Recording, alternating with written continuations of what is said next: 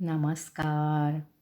આજે આપણે સુરણને કયા ગુણને કારણે તેને ઘીમાં વઘારવામાં આવે છે તે જાણીશું. ઉત્તમ કંદમૂળ તરીકે સુરણ આપણા વ્યવહારમાં જાણીતું અને ઉપયોગી શાક છે. શક્કરિયા, બટાકા, રતાળુ, આદુ, ગાજર વગેરે કંદમાં સુરણને સૌથી ઉત્તમ ગણવામાં આવે છે.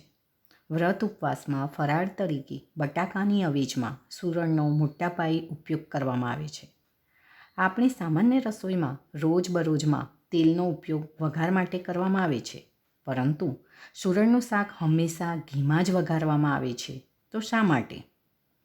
આર્ષ ઋષિઓએ સુરણ જેવા ઉત્તમ શાકમાં રહેલી કેટલીક ખાસ તત્વોની આડઅસર દૂર કરવા માટે આયુર્વેદના માધ્યમ મારફતે સરળ ઉપાયથી તે રાંધવાનું માર્ગદર્શન કરેલ છે.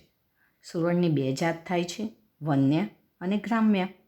બંને મૂળભૂત રીતે એક જ છે, પણ વન્ય જાતનું સુરણ વગડામાં કે જંગલમાં આપમેળે ઉત્પન્ન થાય છે, જ્યારે ગ્રામ્ય જાતને ખેતી મારફત ઉગાડવામાં આવે છે.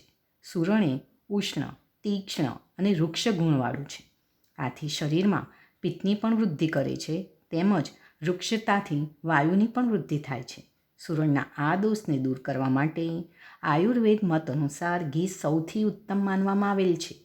સુરણને ઘી અને જીરું સાથે વઘાર કરી સ્નિગ્ધ કરીને વાપરવાથી પિત્તના કારણે થતી તકલીફનું નિવારણ થાય છે.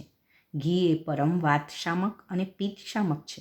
જીરું પણ ઉત્તમ પાચન, દીપનીય, વાયુનું અનુલોમન કરનાર, કૃમિને હણનાર અને અગ્નિને વધારનાર છે. આથી સુરણના વૃક્ષ, તીક્ષ્ણ, ઉષ્ણ એ ગુણો દોષોનું શમન શુદ્ધ ઘી અને જીરું દ્વારા થાય છે, જે સુરણના આ અહિત પ્રભાવને ટાળે છે. વળી સુરણનું રાસાયણિક સંઘટન જોતાં તેમાં કેલ્શિયમ અને ઓક્ઝેલેટનું પ્રમાણ ખૂબ વધારે જોવા મળે છે.